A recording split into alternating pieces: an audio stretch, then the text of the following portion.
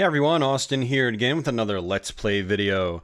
Again, it is October 2016 as of recording this, and we're doing horror-themed Let's Plays all this month. And today it's Splatterhouse 2, the follow-up to the original Splatterhouse arcade game and TurboGrafx-16 PC Engine game. Yeah, pretty cool game. Not sure if I really enjoy it as much as I used to. I used to absolutely love this game back in the mid-90s. It was just one of the first games I really played that had like a bloody, gory vibe to it, and like a true to horror vibe. And in some ways it still holds up really well in that regard, but in other ways, especially after doing the original Splatterhouse arcade game via the FM Towns Marty recently, gameplay-wise I don't think it holds up nearly as well as the first game in the series. But you know, this Let's Play is long overdue. I did a Splatterhouse 3 Let's Play, I think like 3 or 4 years ago or something like that. And I did, again, the arcade Splatterhouse just recently. So now we can sort of wrap things up with the Sega Genesis exclusive Splatterhouse 2. And that's right, this was an exclusive. This only came out on the Sega Genesis. This was not based on an arcade game, unlike the PC Engine version 1, which was a port of the arcade game of the same name. Heavily downgraded port of the arcade game, and you guys should actually see that version later this month as well. I will be doing a Let's Play of the PC Engine Splatterhouse to sort of like wrap up all of my Splatterhouse Let's Plays. Actually, I've also got the Famicom one I have to do. Maybe you guys will see that later this month as well. We'll have to see. I'm not that well practiced on that one. So yeah, for those of you guys that might not have played this game before, it actually does take place directly after the original Splatterhouse. You go do your thing at the house in the first game, and then happy ending, sort of, kind of, not really. And then in Splatterhouse 2, you go back to the house. So it's a very similar format to the first game. Splatterhouse 2 isn't quite as deep as the first game, and it's not like the first game was really quote-unquote deep. It's just that the first game had lots of multiple pathways you can go through, different routes you could take to get to the very end of the game, and Splatterhouse 2 has a whole lot less of that. And in a way that actually makes the game a little bit easier to complete on a first playthrough. But the game is still difficult, mind you. It is still a challenging game. So we're going to go ahead and just jump right into it. And when you hit the start button, it basically just throws you right in, just like the first Splatterhouse. And that's it. The controls are basically the same as the original game. You can punch. You can also duck and kick, just like this. And you can jump. And I'm not sure if you could do this in the original Splatterhouse, but in this one, you can just tap jump lightly to do like baby jumps. Or you can hold it down to do a jump that's twice as high, basically. Also, if you press down forward, or diagonally down and forward, and attack when you're coming down from a jump, you can do a slide. Which, if you're kind of like the speedrun type, you can get used to that, because it actually takes you through the map a little bit quicker. And we already took a hit. I'm just demonstrating things right now. What you'll notice about Splatterhouse 2, if you're really familiar with the first game, is that it's not as... It's not that it's not as responsive. I guess it's not as responsive in certain cases. But you can't punch quite as fast as you can in the first game. There's a little more delay after you punch. You can mash the punch button, but it's not as reliable as it was in the first game. In the first game, especially in the TurboGrafx version, you could literally just flick on the turbo switch and your guy would just punch like 100 times a second. It was kind of funny, actually. So if you're used to that kind of gameplay in the original TurboGrafx version or the arcade version, again, I did a Let's Play of the arcade version via the FM Towns Marty, I think back in September or August this year.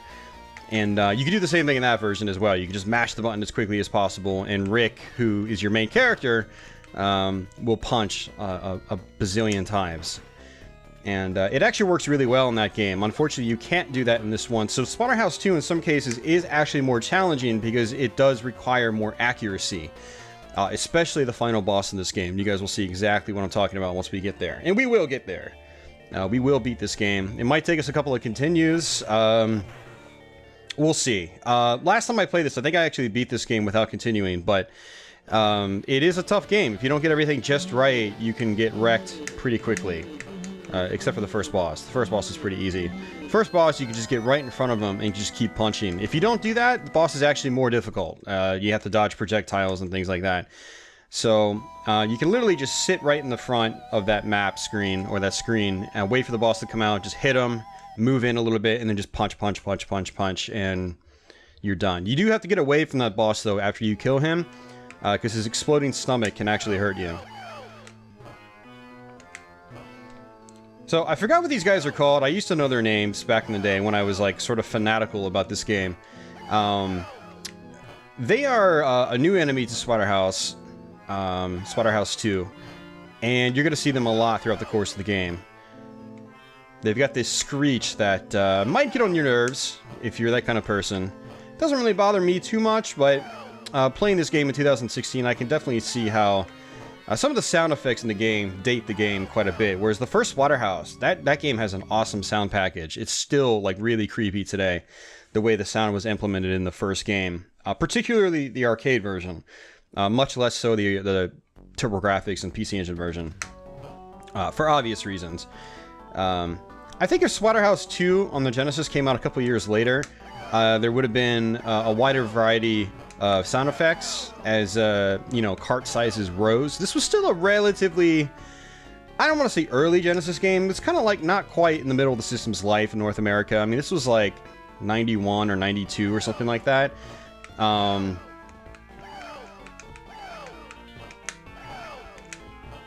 So these purple hopping guys, you have to hit them twice. Of course, unless you grab this bone, then you can just kill them in one hit.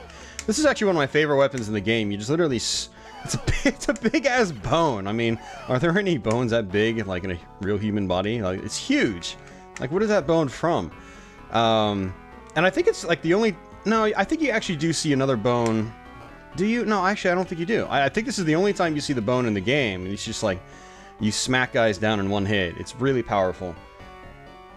Splatterhouse 2 doesn't seem to focus on weapons as much as the first game did. Like, in the very first level of the first game, I mean, you get a meat cleaver, and you get a, was it a stick? I totally forgot. But it seems like there were more weapons littering the playfields in the first game. Splatterhouse 2 has a little bit less of that. So you're going to be doing a lot of the basic punching and so forth throughout the course of the game. So if you couldn't tell, the weak spot on this guy is his eyeballs. You have to wait until they're open. And what I would suggest doing is just taking your time. If you rush these bosses, you'll find that you'll just get destroyed really, really quickly. You notice the animation's not as good in this game either as it is in the first Splatterhouse. It's just... I mean, I'm also, when I'm making comparisons like that, I'm also comparing it to the arcade version, which is definitely more smooth. Much smoother than the TurboGrafx version. TurboGrafx version is still a really fun game, though. I do recommend playing that. I do actually recommend playing the first Splatterhouse over the second one. I think it's a more... I don't want to say it's a more difficult game. I mean, I think it probably took me the same amount of time to beat the first Splatterhouse as it did for me to beat the second one. But there's just more to the first Splatterhouse. There's a wider variety of enemy types.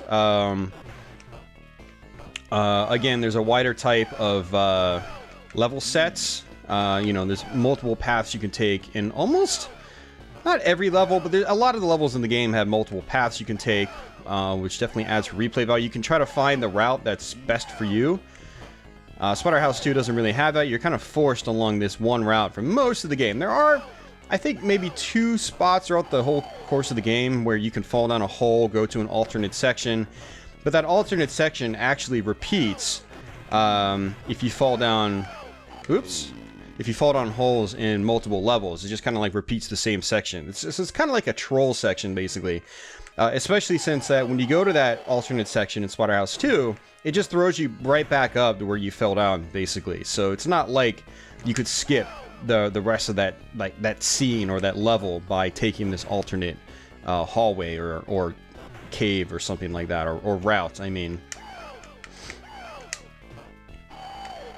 And I am not going to be demonstrating the alternate places you can go to in this game, just because it makes life more difficult. I prefer to just go straight through, not fall down any holes or pits, and yeah.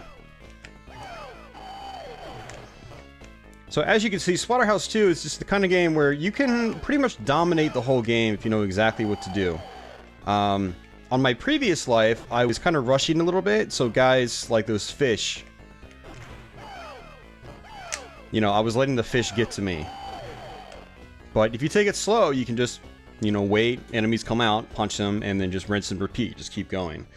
Splatterhouse, the series, has always been a pattern-oriented game.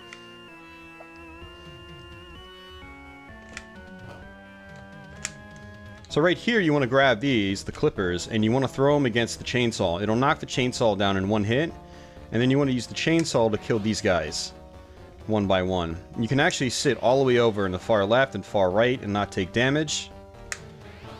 So again, very methodical. Splatterhouse and Splatterhouse 2, when you know exactly where to stand and do exactly what you need to do, you make things happen, and you don't get hurt, you don't die, you don't get game overs. So the reason you want to throw the clippers at the chainsaw is because it knocks the chainsaw out in one hit, and then you can grab it and use it as a weapon. If you miss with the clippers, you have to actually punch the chainsaw or kick it, and it takes like I think at least 2 hits to do that.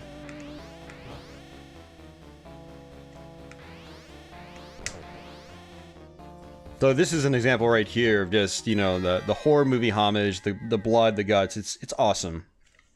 So if you're the kind of person that really likes horror movies and you like that stuff in your video games, it's worth playing this game.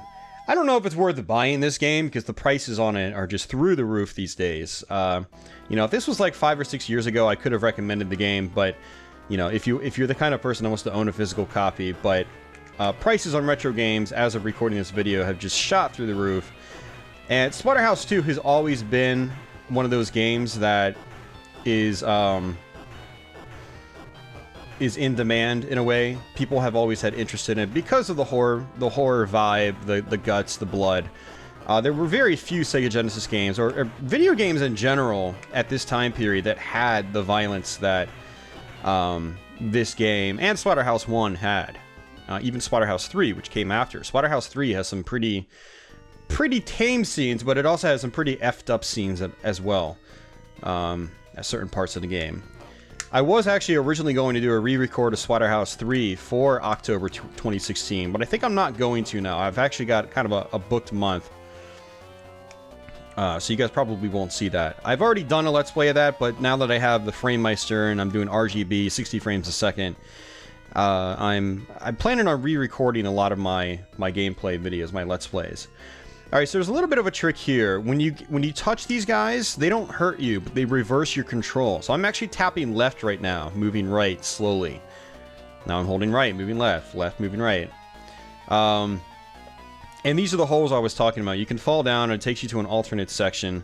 So what I'm going to do, and what I actually like to do in this section, is let a guy hit me, get reverse controls, and then just literally play this whole screen with reverse controls. So I'm holding left right now. Now, the reverse controls are only reversed for movement. It's not reversed for like jumping and punching and so forth. And I try to just absorb as many as I can, because once they wear off, your controls go back to normal. And you don't want to be holding left, trying to go right, and then the ghosts wear off, and you accidentally actually go left, right down into a hole or something like that. And here's probably one of my least favorite bosses in the game. This boss is a major pain. If you guys have any tips on how to beat this boss better than I am going to show you right here, please let me know. This is by far the most challenging boss in the game for me, even more so than the final boss, I think. The final boss is a little more controllable in certain cases. And the big thing about this boss is that it's 2 forms. So here's the second form. So the first form I like to try to jump and hit from behind, but the timing is you have to be kind of perfect with the timing.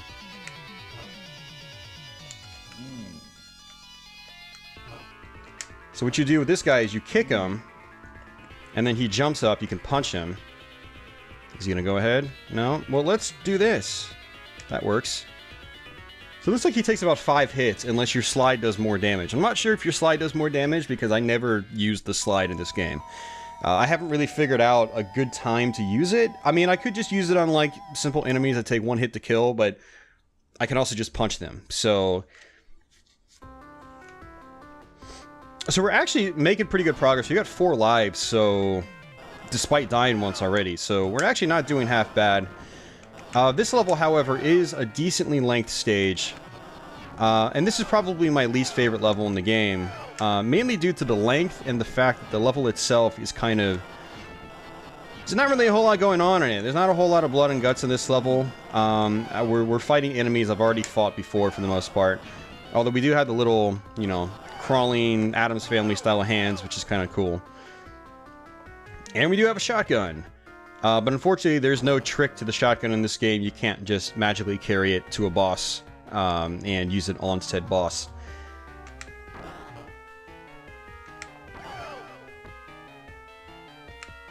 I do kind of wish there were more weapons in this game. That would have been nice. I think it definitely would have been pretty nice.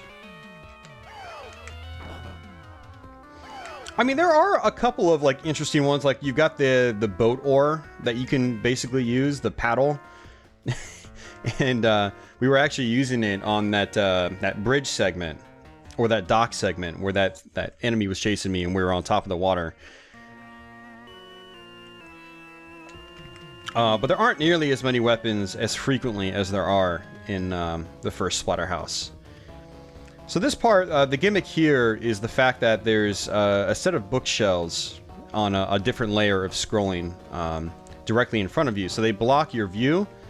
So you kind of want to take this section relatively slow if you can. Otherwise those hands might actually surprise you and hurt you. And kill you. So I want to mainly just get through this screen without taking another hit. That way I don't have to do this screen over again. I'm probably going to die. One of the screens in this level is just a major pain, and I don't know if it's this one coming up right here. No. Well, actually, this one is a pain as well. We're probably going to get hurt here and die, but we'll try it. We'll see what happens. So you'll also notice they palette swap some of the enemies in this game, and they just take extra hits. So the green ones take 1 hit, the purple ones take 2 hits. These pinkish ones, or skin-colored ones, if you're white, white-ish, take 3. And that's the part that always gives me trouble. You might be able to slide under the first one. Maybe you can do something like that. I don't know, but I guess you could say I don't really care that much to try.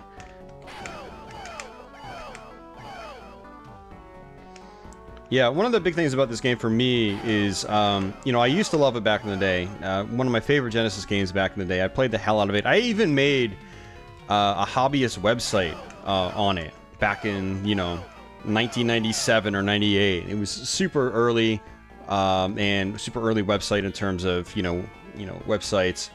And it wasn't even that good looking. It was crap. Honestly, it was terrible. But, you know, I was such a big fan of the game that I wanted to make a website of it. I documented all the enemies and gave them descriptions and told you what to do in every section of the game and blah, blah, blah. I loved it back then. But I haven't really played it since, you know, after 2000 or 2001. It's been a good 15 plus years since I've really sunk time into this game past the first level. And I think one of the things really going against playing Splatterhouse 2 again these days is that I'm actually really familiar with the first game now, which back then I wasn't. I had never played the arcade version of the first Splatterhouse. I played the TurboGrafx version, but for some odd reason I didn't like it that much compared to the second game. I don't know what the hell I was thinking. This part is just always a pain. This is probably my actual least favorite section in the game. It's not really any fun. Not really much going on background-wise, you know, there's not really a whole lot interesting going on there, unfortunately. And hitting blobs doesn't really feel very satisfying, to be honest with you.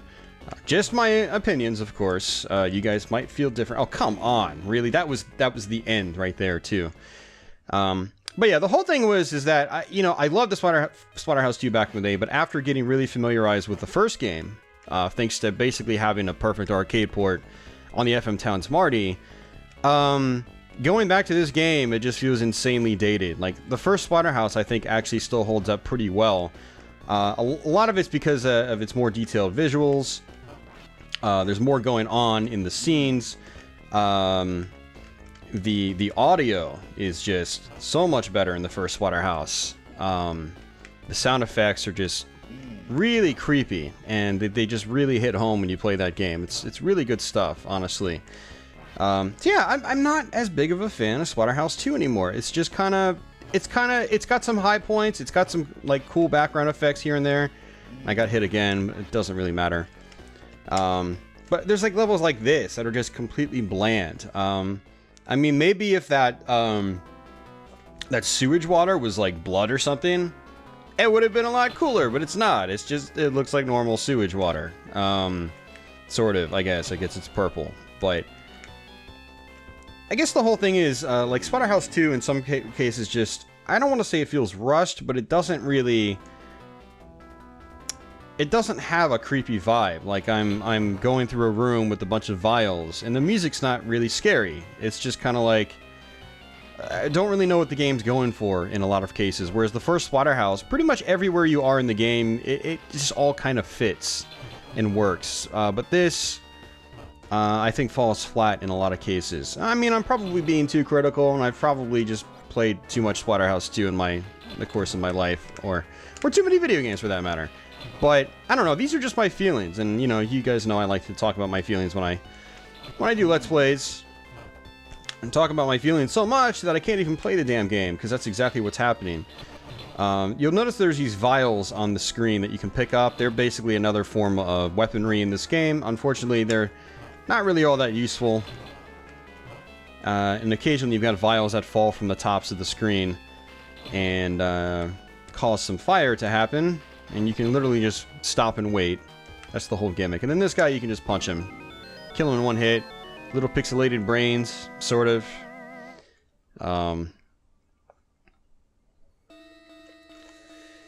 So we actually are getting close to the end of the game already.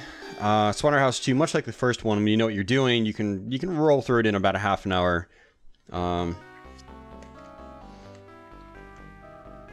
so this is basically a boss fight right here.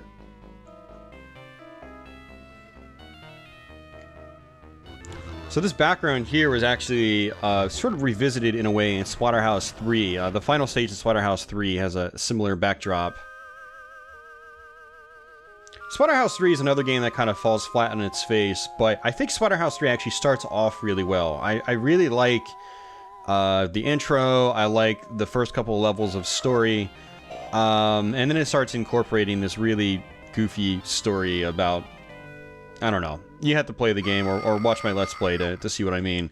It gets pretty goofy, pretty hokey, but in the beginning, it's actually kind of creepy, and it's really damn cool for a Genesis game. And Splatterhouse 3, actually, if you go to that right after playing Part 2, you'll notice that like, it looks a step up over this game when it comes to like the graphics and so forth. It's really actually nice looking game.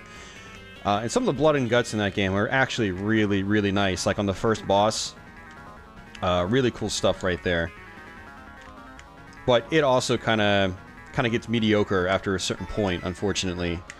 I do still want to revisit it and do another Let's Play, but because I've actually practiced a bunch of other games for October, I am probably not going to be doing Splatterhouse 3. Otherwise, you guys will have like Let's Play overload. Since this is actually a early Let's Play in October 2016 for you guys, I think it's going to be my second or third video. If you still want me to do a Splatterhouse 3 playthrough, again, in RGB, 60 frames a second, nice and crystal clear, let me know. Maybe I could still fit it in somewhere throughout this month. Alright, so this is the second to last level in the game. And it's a little hard on your eyes. And it's more of these little ghost faces. They just come in set patterns, basically.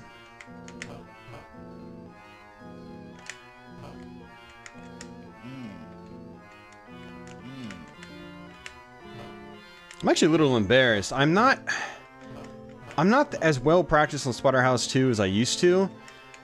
And when I do these Let's Plays, I try to be as well practiced as I can. But you know, with Splatterhouse 2, I'm finding it really hard to care when I play this game. Like, it's just, it's not sucking me in like it did 20 years ago when I first played it. even when I'm doing this Let's Play, I just don't have the motivation to perform well. Splatterhouse 1, on the other hand, I was actually really getting into it, and after I beat it for the first time, I just kind of wanted to go back and do it again, and do it again. Splatterhouse 2, I haven't felt that, which is kind of sad, because again, I used to love this game so much back in the day. Have you had any games that you played a lot of back in the day, but you've tried revisiting recently, and even beat them again recently, but just still feel kind of meh about them? Like, you just don't really care enough or feel them enough to try hard and play them well enough? Let me know. Post a comment below. So this boss is a little weird, and this is one thing about Splatterhouse 2, is some bosses in this game are really inconsistent about their patterns and what they want to do. So you can destroy all these orbs around this boss. Sometimes the orbs come back immediately. Other times they don't. Actually, most of the times they don't. So it's really weird. See, the orbs didn't come back right away on that one. Will they come back right away in this one? They did. It's inconsistent. You can't really tell when they're going to come back right away. So sometimes you might take lots of damage, sometimes you might not. So the last part to this boss is you can literally just hold right here. He shoots a bunch of orbs at you. One or two of these orbs you have to actually shoot. It's these ones that are bouncing like this. If you don't hit them, you will actually take damage. You'll get hurt. And that's probably it. Yep, that's it. So, really easy boss. I'm actually surprised it doesn't go on longer than it does. It is a cool backdrop, though. I do like the background. I like, you know, they're taking advantage of the Sega Genesis layers of scrolling. And so this is actually the final stage in the game. We're already at the end of the game, but this is also probably the hardest part in the game. And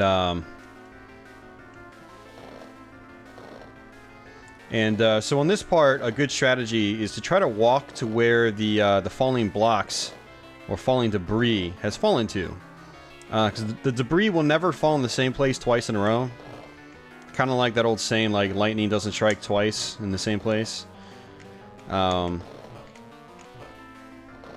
So a good strategy is just to try to figure out where the debris has landed and just sit in that spot, and you won't have to worry about taking damage. But you have to worry about the zombies, unfortunately, and these guys just keep coming back.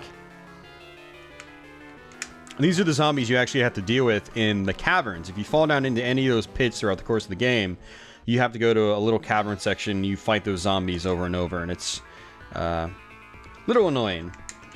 So that water monster, he actually comes back. He spits out these spikes at you, and you have to punch them or kick them. You have to do a bit of a medium-sized jump and then throw them towards his eye. And if you don't get it high enough up by his eye, it won't actually do damage. It'll just go straight through him. But you also have to worry about making contact with other spikes. If you throw a spike and it hits another spike, they'll sort of clash. And then, as you can see, he starts doing, he starts shooting them low, he starts shooting them mid. The mid spikes you have to just jump over. I don't think there's really any way to hit them. I mean, maybe you can, like, jump kick them as you come down, but it's not worth it. Just jump over them. You can low kick the spikes that are towards, you know, the bottom of the boat, and you can punch the ones that are obviously up by your face. So this is the final boss. And this is where your timing comes into play. So I prefer to kick these guys, the low projectiles or flying faces or dog heads or whatever. And I'm taking damage already, unfortunately. And now he's on his second part. The second part, you can literally just sit on the left side of the screen. And if you time your attacks right, you can punch these heads. Just like this. You want to time that jump kick just right, otherwise he's going to hit you. Oh, and I mistimed that. So this is the last form.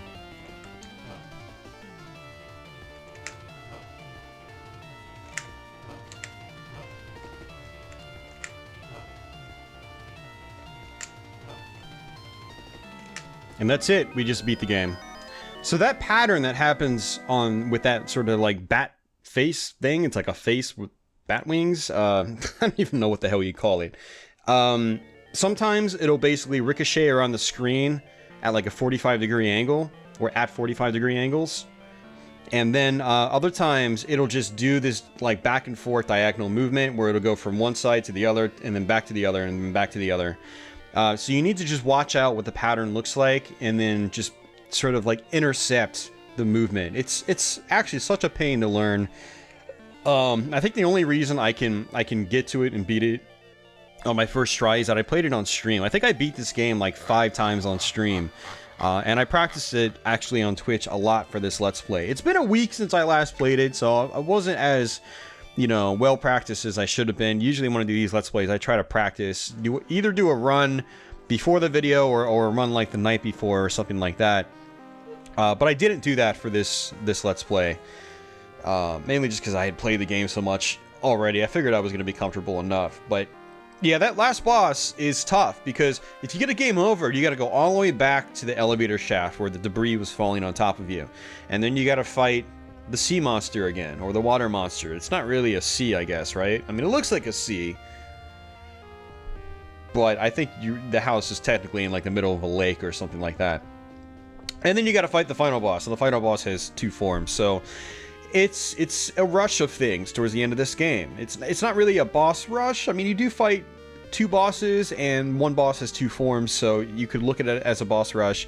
But you've also got the elevator shaft where you're dealing with regular enemies and dodging projectiles and so forth. So it's just a long section, and if you get a game over on the final boss, you got to go all the way back to the beginning, which makes it definitely troublesome to get through that section.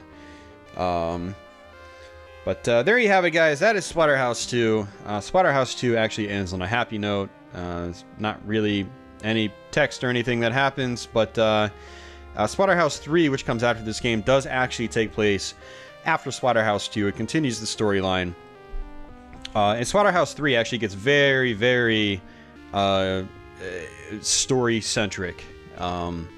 It's not a bad thing, actually. In the very beginning of the game, it's actually really cool how they implement the story and so forth, and implement that into the gameplay. But again, Splatterhouse 3 is another one that I think just gets mediocre partway through the game, unfortunately. But it still manages to nail the aesthetics. Like, the graphics are great in Splatterhouse 3, and there's a lot of really creepy music and audio in that game, and some creepy visuals as well.